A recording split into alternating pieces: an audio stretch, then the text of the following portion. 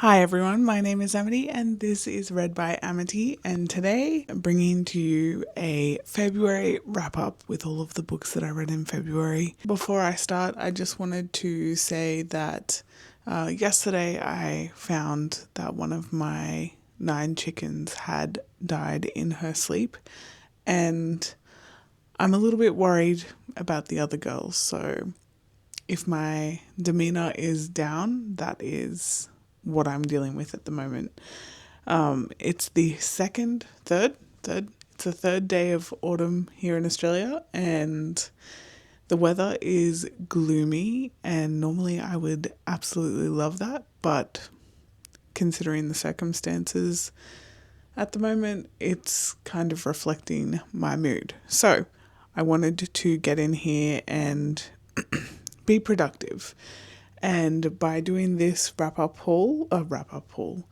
doing this February wrap up, I will be able to take the library books in this wrap up back to the library. So that's productivity. In February, I read 15 books in total. I listened to 2 audiobooks. I read 2 nonfiction. They weren't both the audiobooks, but one of them was.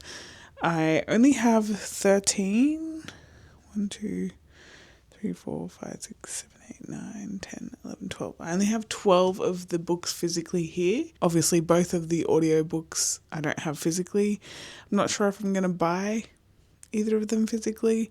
And one of the library books I couldn't renew because it had someone waiting for it. So I don't have that one here either. But we will go through the rest of the books and then I will talk about those 3. So starting off, we have Dial A for Aunties by Jessie Q. Sutanto. This is a crime mystery book with a little bit of humour, and I was very entertained by it. I don't think that the crime aspect or the mystery aspect of it, well, we kind of know what the mystery is the entire time. There's a little bit of a side plot mystery there, but the main plot we are in on for the majority of it. The main character is in on it. The main character's family is in on it. It's the side characters that have no idea what's going on. So the actual mystery crime element to it is not what made this book so enjoyable for me. It was more the relationships between Maddie, our main character, and her 3 aunties and her mother. So they are considered the 4 aunties, but obviously one of them is her mum. And yeah, it was just so heartwarming and funny and entertaining, and obviously disturbing because there is a dead body that they're carting around. So the entire story is this group of women dealing with having this dead body that they have to try and hide and they have to try and get rid of, and everything that comes along with that. And it's just so stressful the whole time, but you kind of get this sense that it doesn't really matter if they get caught or, what happens to them, because they're going to stick together and they're going to become closer because of it. So this was very enjoyable. This one was 4 stars for me. Then we have, unfortunately, She Was a Nymphomaniac by Joan Smith. Now, this was the first nonfiction I read this month, or last month, just gone. This was originally a 4.75 star for me. A 4.75 star for me. And that's because the only thing that I didn't like about this book was the fact that because it is about the new history of Rome's imperial women, so many of the characters in this, well, they're not characters because they are like part of history, but so many of the people in this had the same name. So it was very difficult to keep track, even though the author did a really good job at distinguishing who was distinguishing between the characters. It was still kind of hard to follow who was doing what and what was happening, which character we were which person we were dealing with. So I did take 2.5 stars off it for that, but the longer that I sat with this, because I read it at the beginning of the month, the more I kept thinking about it and how much it has actually kind of driven my desire to read certain books and research certain things. So I've had to bump it up to a 5-star because I can't stop thinking about it, and I think it's going to impact my reading and just the way that I look at history for a long time now. So basically, this Joan Smith goes through what we already know about the Imperial Rome and everything that happened there, and she talks about how the women would have been treated at the time, and the things that they had to endure from the men there, and how they were constantly outcast and constantly murdered or driven to kill themselves, forced to kill themselves, starved to death, all of these horrific things just so that the men could stay in power and not be questioned by women and have women under their thumb, essentially. And so it kind of looks at the history of Rome through the lens of the women were seen as promiscuous and obsessed with having sex. And so anytime a man did something horrendous like murder their wife or their daughter or whatever they may have done, it was because the woman was obsessed with sleeping with people or was a harlot or, deserved it, essentially. And it draws links between Imperial Rome and today, and how living in the patriarchy that we live in, we're still dealing with this, and women are still made to look like we're crazy because of our sex and because of our sexuality and everything that goes along with that. So really, really well done book. Then I read Half His Age by Jennette McCurdy. This was one of, if not my highest anticipated read for 2026. My highest anticipated release for 2026. I knew that it had quite a few bad reviews online at the time I was picking this up from all of the advanced readers, but I wanted to give it a chance because I really enjoyed I'm Glad My Mum Died. What can I say about this? Jennette McCurdy can definitely write. She is talented at writing, and the story is compelling, and she doesn't mince words, but it was disturbing, and I have read my fair share of disturbing books. This didn't feel disturbing in a way that was necessary to the plot. It felt like it was just being gross for the sake of being gross, for that shock factor. Obviously, having a teacher-student relationship is gross in itself because there is a power dynamic there. There is an age gap there that's inappropriate. It's a minor and an adult. She does turn 18 in the book, so pretty early on. So for the most part of the story, she is an adult as well, but that's besides the point because she does start as a minor and he is a teacher. He is her teacher. That isn't the part that's disturbing. It was kind of this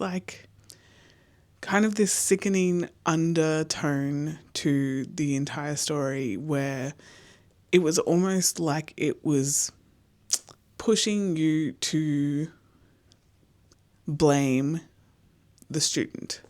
Waldo is the main character. Her name's Waldo, and Mr. Corgi is the teacher.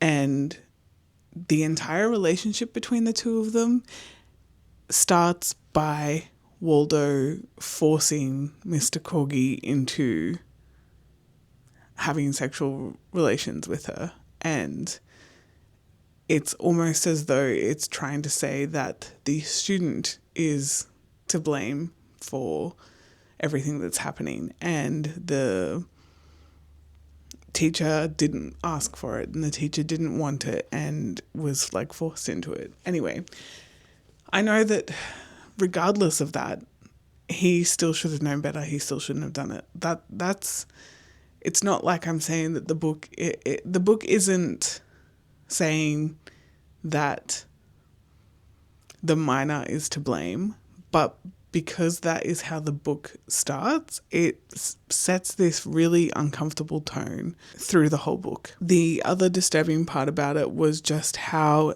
descriptive and unnecessarily gross the sex scenes were. There was so much bodily fluid going everywhere. So it was just a little bit too graphic for me.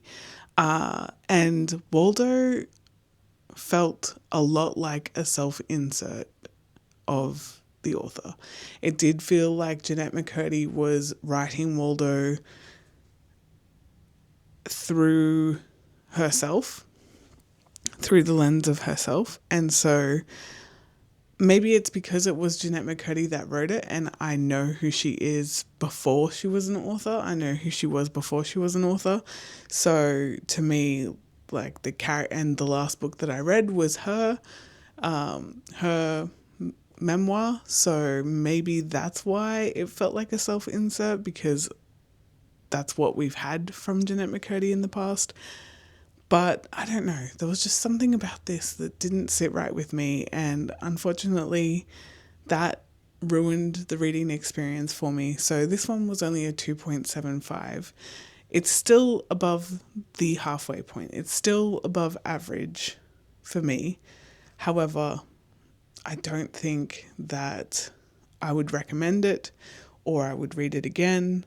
And so I don't know how I feel about owning it. I think that maybe I will unhaul it and donate it. Maybe for the time being I'll keep it and think on it. But yeah, I'm kind of disappointed that this one wasn't what I wanted it to be. So that's that. Okay, so the next three I'm going to talk about together because they are part of a series, and that is the Infernal Devices, Clockwork Angel, Clockwork Prince, and Clockwork Princess. I am not a romantic history girly. I have found that this year I have sort of become a little bit of a romance history girly. So I wasn't expecting to love these, especially because they are older and they are YA. So, I went into it with a grain of salt. And I had just finished the first trilogy in the Mortal Instruments series. So I was on a Shadowhunter high, and I kind of felt like, are these going to be any good? Because I just want to read about Clary and Jace and Alec and Isabel, etc., etc. So I wasn't expecting much.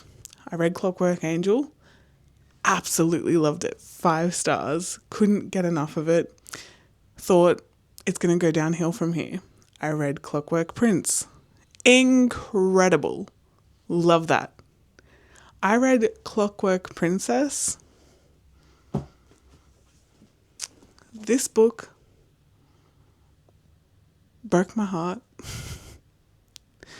I laughed, I cried, I was kicking my feet. At the end of it, for the last 100-ish pages, I was laying on the floor of my unfurnished library, crying my eyes out, flipping the pages. This is definitely my favourite book of the Shadowhunters world so far. I cannot stop thinking about it. I wish that I read this when it was having its moment online. I do notice that maybe it's because I'm in this world now again, I'm seeing more of it online, but I have noticed that it's coming back. Maybe, I'm not really sure why, but I am here for it. I want to see all of the fan art. I want to see all of the edits. I can't stop thinking about Tessa and Will and Jem, and this was just, I love it. I love it. So the Infernal Devices follows Shadowhunters that are in England and Europe, and it's in the 19th century, I want to say. Is it the 1800s? Let me have a look. So we're following this group of Shadowhunters that are around in the 1800s. So like I think Tessa Gray was born in the 1860s, I think, so around that time. And they are essentially the Shadowhunters that are the lineage for the Shadowhunters that we know and love in the Mortal Instruments. And reading this after reading the original trilogy just really, it connected me to the Shadowhunter universe more than I've ever been before, even when I first read the original trilogy and book one of this trilogy. Yeah, I don't know what it is about them, but I adore Tessa and Will and Jem, and I think about them all the time. And yeah, I can't talk about it too much because it makes me want to cry again. So highly recommend these if you're into YA fantasy and you're looking for that nostalgic, I said it with the Mortal Instruments series, but if you're looking for that nostalgic paranormal fantasy romance but with a historical twist, definitely pick up the Infernal Devices. Okay, then we have The Witch at the Edge of the Wood by Liz Delton. This is a short, little, independently published, cozy fantasy, and we read this for Lachlan's Cozy Coven Book Club for February. Originally, I rated this one 3 stars. I really enjoyed the writing. I really enjoyed the message that it had. I will say the plot did fall a little bit flat for me, and that's why I rated it 3 stars. But I had another flip through and a read of some passages that I loved, and I actually ended up bumping it up to a 4-star because the overall message behind it was really heartwarming and felt like it was needed. So that is my rating for this book. It's about this girl that has been sold essentially into slave work and has been passed through different owners essentially to do their bidding. And so she's being worked to the bone, and she decides to go looking for this witch that is supposedly able to grant wishes. And she finds the witch's cottage, and the witch isn't there in the beginning, and things start to unfold from there, and more people come looking for help, and the main character, whose name is Valena, has to figure out what to do and help these people as well. And it's very short. There are some time jumps in it, or there is an element of not time jumping, but location jumping. So it does kind of make the storyline feel a little bit disjointed, which is why I couldn't give it as a high rating as I wanted to originally. It's really wholesome and lovely. So I think that I will read more of Liz Delton. I think that cozy fantasy is for me. I, in theory, enjoy cozy fantasy, but then I also struggle with cozy fantasy plot not doing what I want it to do. And so for some reason, cozy fantasy does sometimes fall flat for me. So I don't know. I think I have to rewire the way I think about a book when I'm reading cozy fantasy so that I'm not trying to compare it to more plot heavy books. So yeah, originally a 3 to 3.5 star, and I have since moved it up to a 4-star read. So do recommend. Then we have Voyage of the Damned by Frances White. And I did start filming a reading vlog for this one, and then life got in the way. I got sick. So the footage is still on my camera, but I never updated past the 50-page mark. So let me give you a rundown. This is a story about 12 heirs to 12 provinces in this kingdom. I don't know what it's called. Is it a kingdom? It's called Concordia.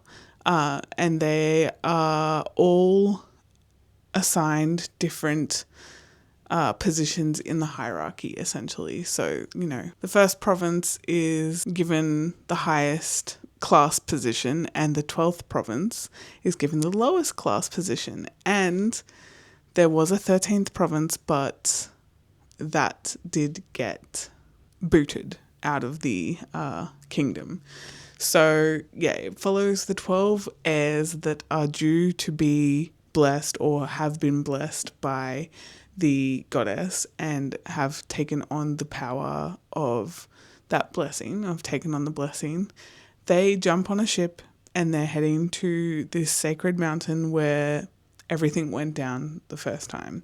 And this is a tradition in the kingdom. I'm just going to keep calling it a kingdom. I actually don't think that that's what it is. Anyway, this is a tradition in Concordia. Every time the 12 provinces have take on a new heir.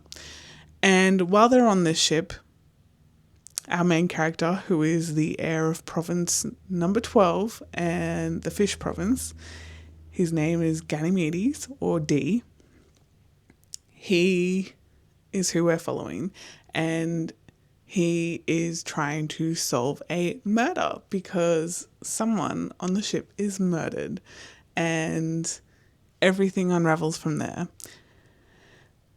I absolutely loved the character study of each of the heirs. I loved the way that they are described at the beginning. I loved the humor in the book. I love the way that they are each so distinct and have such strong personalities that come through on the page. I did find that the plot dragged a little bit in the middle because we're just on this ship, and so everything is happening in such an insular space. So for me, that kind of made the story drag a little bit, but it definitely picked back up again. And I don't know, this had such a good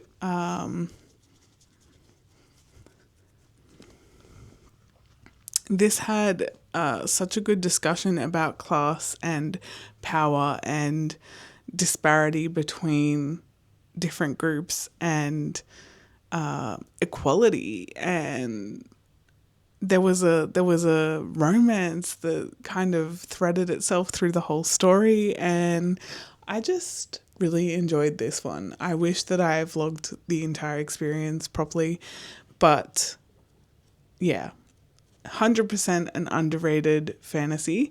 This got a 4-star rating from me as well. I really wish that it was more well known. This I got recommended to me by Jordan from Bookishly Joe. She has been raving about how good this book is, and I took her word for it, and I'm so glad that I did because I do love it. I just wish that there was character art out there for it. I wish that I could see these characters come to life because the way that they are described is so vivid, and I really wish that there was illustrations for it. So yeah, that's The Voyage of the Damned by Frances White, and it was 4 stars. Definitely pick this one up. The next book that I read in February is Yellowface by R.F. Kuang. This has been on my TBR since it came out, which I'm pretty sure is 2021. Let's have a look. 2023, okay. So this one has been on my TBR since it came out in 2023. It started off on my 2023 anticipated releases TBR. Then it moved to my 2024 backlist TBR, and then my 2025 backlist TBR, and then my 2026 backlist TBR. And so I also put it in my 26 books to read in 2026 because why the hell hadn't I read it yet? I have been looking forward to this since the moment it got released. And so many people talked so highly of it. Maybe that's why I didn't get to it, but anyway. This is about the publishing author industry. This is a story about a girl. No, this is a story about Athena, Lou, and June Hayward, otherwise known as June Song for a part of this book, for the majority of this book. And Athena Lou dies at the start of the book, and June Hayward steals her work in progress and claims it as her own and tries to kind of hide her white identity. Not hide, omit her white identity and try and gain success from other cultures, from Asian cultures. And this had such a uncanny feeling to it because the language and the lingo used in this is real world. It talked about booktube, it talked about bookstagrammers and ARC reviewers and the publishing industry and author discourse on Twitter and the internet in general, on Reddit. And being someone that has watched booktube for well over a decade now, and before that watched authortube and has seen all of this discussion unfold online, it felt so strange to read about it in a book, but I devoured this. It feels like an important book to read. The plot in this is something that is an issue that we deal with as a society and in the publishing industry, and it felt very poignant to read. And I think that R.F. Kuang did a great job with this topic, and it was the perfect length. It had the right amount of intrigue. The characters, none of them were likable. You don't root for any of them, but it was okay. Like, it didn't matter that the characters were unlovable, unlikable.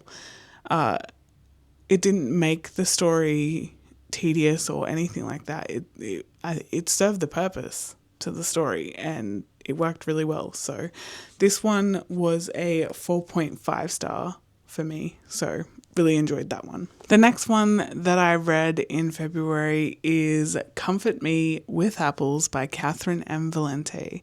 And this was a 5-star read. It is extremely short, only 101 pages, and it felt like it flew by. I felt like I blinked and I was done.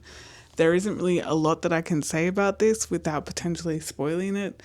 I think that this is one of those ones where it's better to go in not having an idea fully about what the plot is, but it is unsettling and gets under your skin and is just incredible. I'm definitely going to be buying myself a copy for my own collection.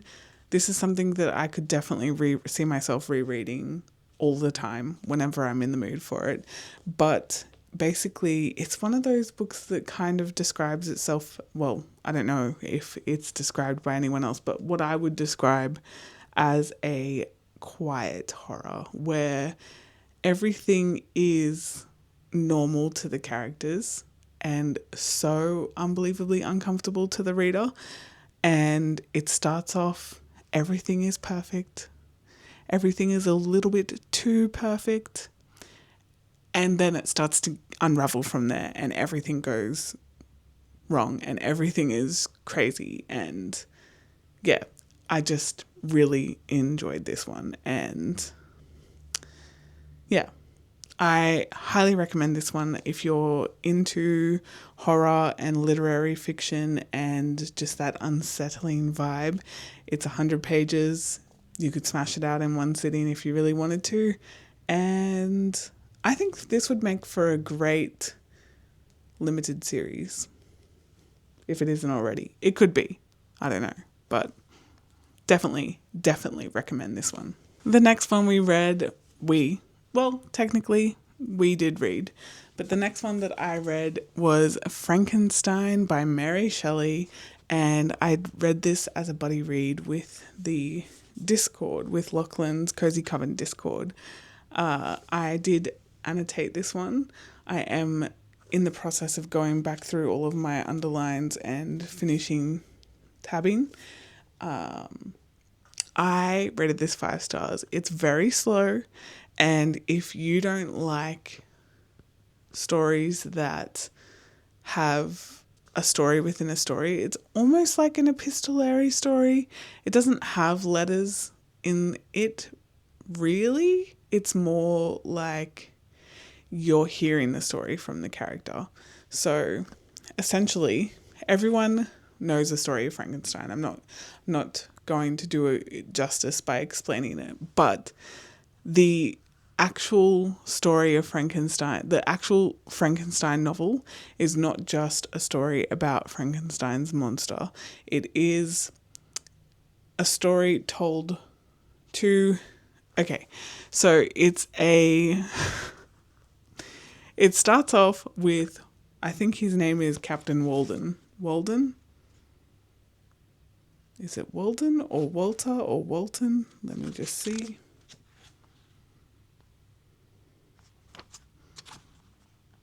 Walton. So the story starts off with Captain Walton writing a letter to his sister.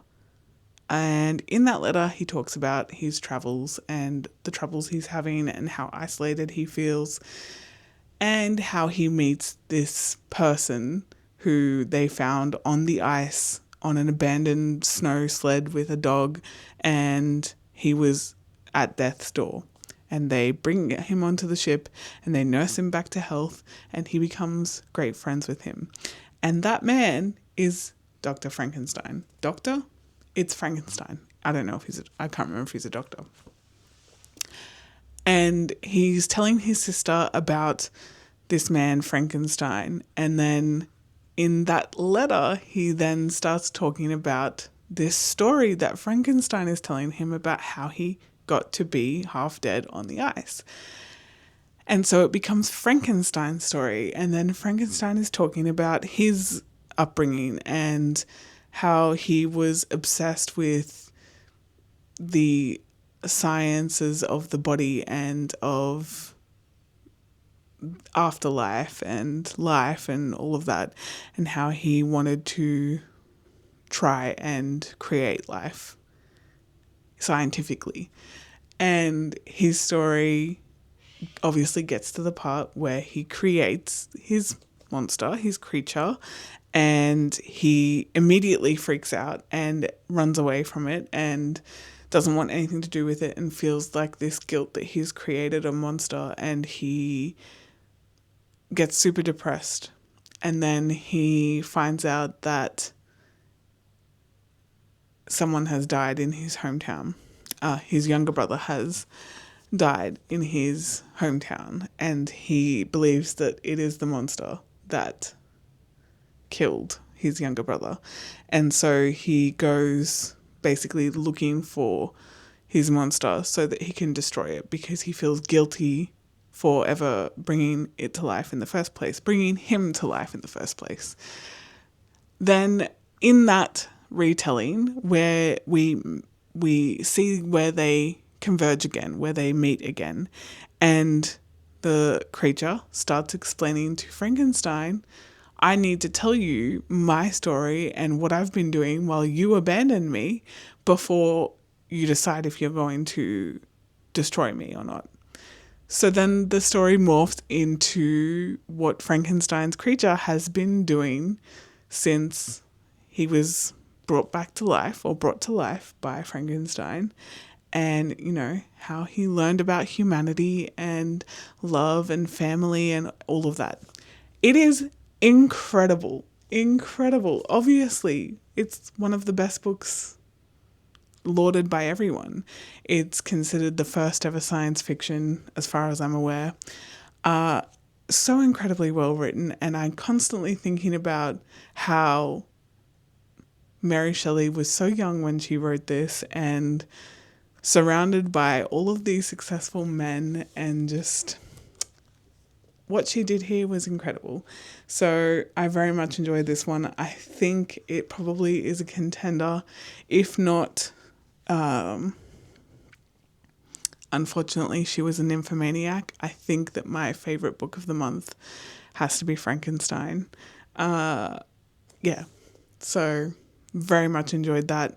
Highly recommend. It is a little bit slow and it can get tedious, but all of it is so worth it when you get into the meat of the story. So definitely recommend. If you haven't already, which I feel like everyone and their mum has, pick up Frankenstein. The last physical book that I have to talk to you about is Operation Bounce House by Matt Dinniman. Another 2026 highly anticipated release from me, and unfortunately, another disappointment. I rated this one 3 stars, so it was very middle of the road. It was fine. It just did not live up to the expectation that I had of Matt Dinniman while reading all of the Dungeon Crawler Carl books, none of which were under a 4-star. So I just don't know why I didn't connect with this one anywhere near as much. I get the story. I get the moral of the story. I understand what he's trying to say there.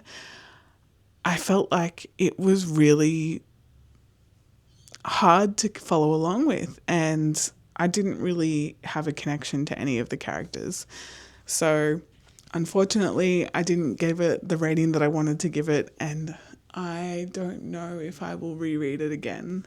But that hasn't dissuaded me from reading any more Matt Dinniman. I'm still very much excited for the next installment of the Dungeon Crawler Carl series, and I will be looking out for anything else that he writes in the future.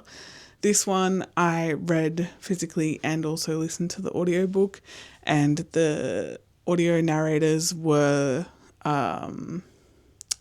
Travis Baldry and the same audio narrator for Dungeon Crawler Carl, Jeff someone.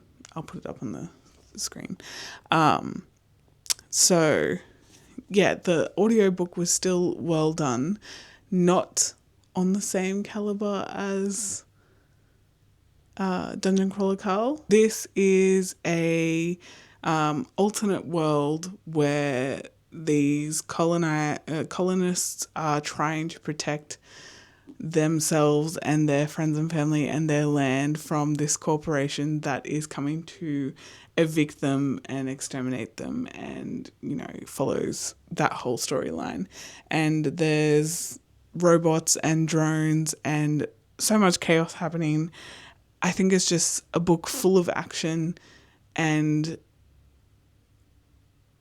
at a cost of the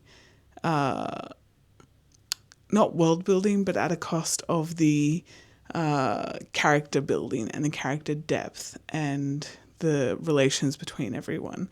So Dungeon Crawler Carl had all of that action, but there was a key driving factor and something that made you root for the characters in it, and that follows through the whole series. And this one kind of felt like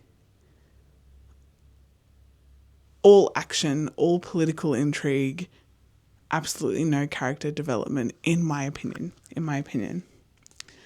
So yeah, I just don't know. I don't know how. I did finish this one, the most recent out of all of them, so I still haven't fully developed my thoughts on it. I need to think about it a little bit more, but I just wanted to enjoy it as much as I enjoyed Dungeon Crawler Carl.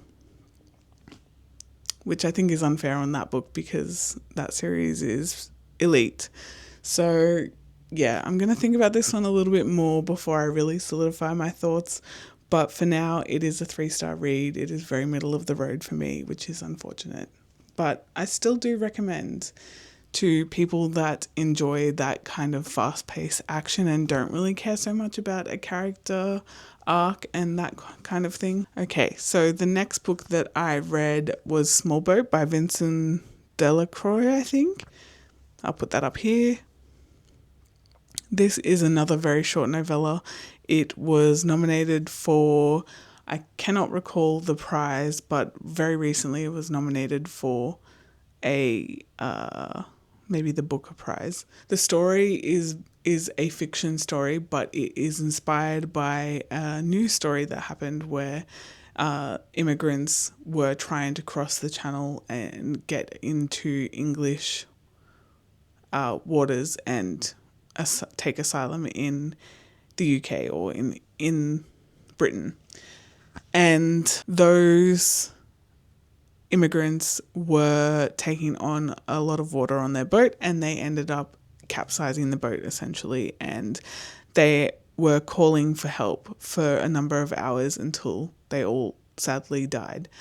And this story has that as its catalyst, and it goes from there. And the entire story takes place in the interview room, and it is the interviewer asking the dispatcher questions about why she didn't do certain things and what made her think that what she did do was okay, and, you know, trying to get her to hold herself to accountability for the deaths of these immigrants. This dispatcher answered the call and denied helping them and told them to call back or whatever they did. So inherently we want to blame them for the deaths of these people because that is the person that was in charge of making sure they got help and they didn't get help. But then the book makes you question, why were the immigrants leaving? Why were they know how many people die on these waters. Why were they leaving? What is forcing these people to feel like they have no choice but to leave? Is that to blame? Then we are asked to question, why didn't the English dispatchers and rescuers deal with them? Because they were going to English waters. And so it is a very short book, but it constantly makes you look at all of the different aspects of this situation and how each person at each step along the way could have been to blame for this, but also can't be fully to blame because of XYZ that has happened in order for this to get to this point. And it's asking the reader how you can stand by and let this happen and just put the blame on someone and think, okay, well, that's done and dusted. Like, this specific person is to blame for this problem. So I've wiped my hands clean from that situation. And I'm just going to continue scrolling on my phone and looking at the next tragedy and finding someone to blame for that, when we should all be looking at why this is happening. So I'm not explaining it very well, but it was really, really impactful and interesting and very uncomfortable to read. At a certain point in this book, it does switch points of view for a few chapters, and we are with the immigrants that were in the boat at the time, and we're having their point of view and how he, the one that called for help, is feeling. And yeah, very, very hard to read, but an incredibly good book. So that one was a 5-star read for me as well. And I highly recommend it if you are okay with feeling uncomfortable and being impacted like that. The next book that I read was an audiobook, and that was How to Kill a Guy in 10 Dates by, I want to say, Kaylee Smith. I don't have anything in front of me to confirm that. So if not, I will put the author's actual name up here. This I read for Kayla from Books and Lala's February book club pick for the Literally Dead book club. And I'm glad that I listened to it on audio because the audio design for that book was incredible. We had slash sounds and squelching sounds and noises in the background. It was very clever. This follows it follows the main character and her best friend who are going into this speed dating event. And the main character is obsessed with horror movies and obsessed with rom-coms. And so she's like an expert on that. And it is just this crazy slasher, but also a rom-com of a book. And it all takes place in this one club that the speed dating event was set up at, and everything unravels from there, and there is a mystery, and they are trying to survive and get out alive, and each chapter starts with a rom-com quote, but it's been switched up to be like slasher. And yeah, it was just lots of pop culture references. I didn't give it the full rating that I wanted to because it referenced TikTok a few times, and I love Taylor Swift. I'm a Swiftie myself, but the Taylor Swift references towards the end of the book got a little bit too heavy-handed for me, so I had to knock it down a couple of stars for that reason, because it just got a little bit too much with the pop culture, specifically social media Taylor Swift stuff. But all of the other references, incredible. This was funny, and I think it was just a really fun and easy read. I'm pretty sure I ended up rating it 3.5, maybe 3.75 stars. I'm not sure off the top of my head, but I'll put it here. And yeah, highly recommend the audiobook. I'm not sure if I'll buy myself a copy because it wasn't an absolute favorite. And now that I've read it, I know what happens. So it's not like I'm going to be rereading it, but definitely a fun read. And the last book that I read wasn't really a book, but it was an audiobook, and that was Writing into the Wound by Roxane Gay. It was a short, I think it's an Everand exclusive, 1 hour long. It was an essay that she wrote about dealing with the impacts of trauma and the outward perception of her after having published her memoirs and whatnot, and how she has to push through that and use all of her experience it influences her writing and how she uses that. And it was just really insightful and well done, and I love everything Roxane Gay writes, and I'm really sad that she doesn't enjoy Australia because we've treated her terribly in the past. So as an Australian, I love Roxane Gay's work. I think she's incredible, and I will read everything that she writes. So yeah, that was I didn't rate that one because it was only an hour long and it is a personal essay, so I didn't feel comfortable rating that one, but I do highly recommend it. So if you do have an Scribd Everand subscription, jump on that because it is very good. She's done a few of those short Everand exclusive audio essays, so definitely check them out. That is my February wrap up. Done. I've been filming for an hour. Hopefully the video doesn't go for that long, but I hope you enjoyed. I hope you got some recommendations from my February reads, and I will see you all soon in a new video, which will most likely be my March TBR.